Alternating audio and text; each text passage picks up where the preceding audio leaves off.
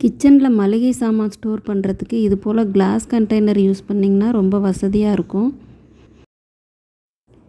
இதில் 1/2 கிலோ வரைக்கும் நீங்கள் ஸ்டோர் பண்ணி வைக்கலாம். இது கொஞ்சம் மீடியம் சைஸு, 1/4 கிலோ வரைக்கும் ஸ்டோர் பண்ணலாம். இது ஸ்மால் சைஸு. இதில் மசாலா பொடி, மஞ்சள் பொடிலாம் ஸ்டோர் பண்ணலாம். இதுலேயும் 1/4 கிலோ வரைக்கும் ஸ்டோர் பண்ணலாம். நான் இதில் காஃபி, டீ தூள், சுகர் ஸ்டோர் பண்ணி வச்சுருக்கேன். இந்த ஸ்மால் சைஸ் ஹனி பாட்டில். இது என் பொண்ணு பெயிண்ட் பண்ணது.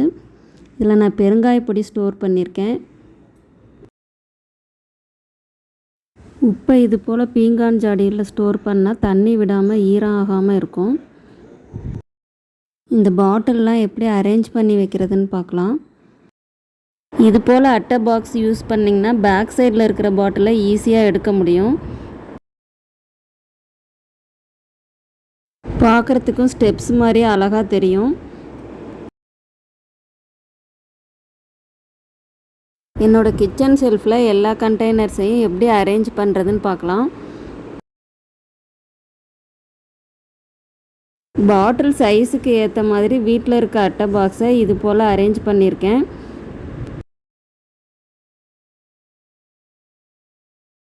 ஷெல்ஃபுக்கு நியூஸ் பேப்பருக்கு பதிலாக ரப்பர் ஷீட் யூஸ் பண்ணியிருக்கிறதுனால ஈஸியாக க்ளீன் பண்ணிக்கலாம்.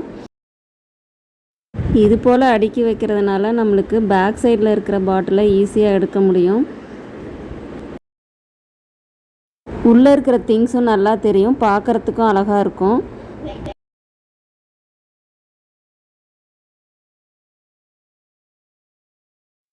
நீங்களும் இது போல் அரேஞ்ச் பண்ணி பாருங்கள்.